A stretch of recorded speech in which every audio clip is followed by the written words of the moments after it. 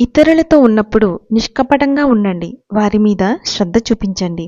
ఇతరుల మీద ఆసక్తి చూపించండి. మీరు ఒంటరిగా ఉన్నప్పుడు మీకు ఇష్టం వచ్చినట్టు ఆలోచించవచ్చు, ఇష్టమైన పనులు చేయవచ్చు. కానీ ఇతరులతో ఉన్నప్పుడు మీరు పరధ్యానంగా కానీ పట్టనట్టుగా కానీ ఉండకండి. మీరు ఇతరుల సాంగత్యంలో ఉన్నప్పుడు మనస్ఫూర్తిగా వారితో ఉండాలి. వారి సాంగత్యంలో ఆసక్తి తగ్గిపోయినప్పుడు మర్యాదగా ఏదో కారణం చెప్పి వెళ్ళిపోవాలి. మీ మనస్సు అక్కడ లేనప్పుడు మీకు అక్కడ ఉండే హక్కు లేదు. చిరునవ్వుతో కలుపుగోలుగా స్నేహపూర్వకంగా ఉండాలి.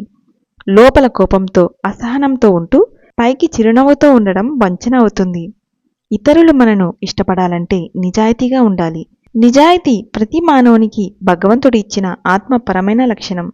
కానీ అందరూ దాన్ని వ్యక్తం చెయ్యరు. అన్నిటినీ మించి వినయంగా ఉండండి.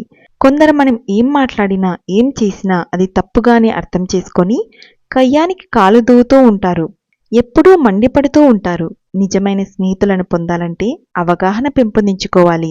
అవతలి వారు ఏం చేసినా నిజమైన స్నేహితులు ఒకరినొకరు అర్థం చేసుకుంటారు.